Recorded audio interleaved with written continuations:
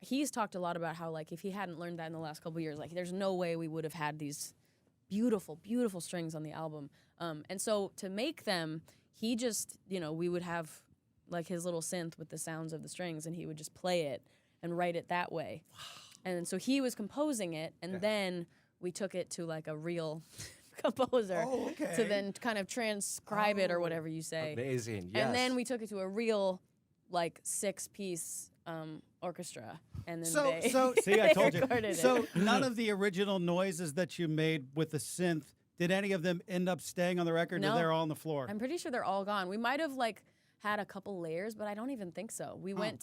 I was in New York for SNL in December, and we spent the entire week in the studio with these amazing musicians, and it was the first time we've used anyone but me and Phineas on the album, like, for, like, music. Like, we used my drummer also played live drums, so it's all live drums and it's all live strings, and yeah. And it makes it feel different, It right? really does. It just, like, it makes it so full. You know what I mean? It's alive. It's like really feels like music, Back in the day, you used to just run out to the Dodge when you were done and take a listen. Is that still part of the plan?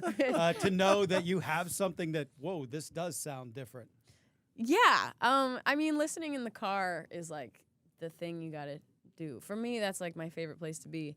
It's not the Dodge anymore, sadly, but it's different cars.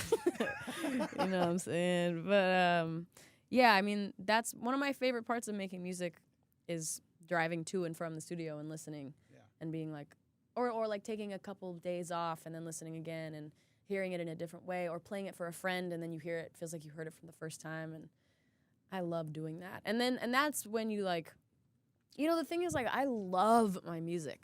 I love the music that I make. I really do. And I think that that's so important. And I think that when people make stuff that they don't like, I feel bad for that.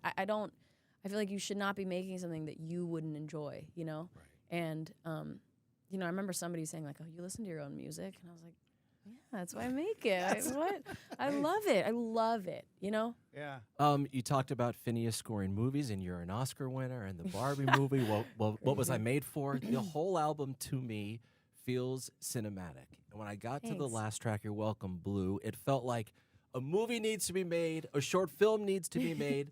Has that crossed your mind, and potentially could that even happen? For the album? Yes. Oh, my God. I don't know. I will have to see. I don't know. I haven't thought of it, but I think that was kind of like part of our hope for the album, was that it would feel like a piece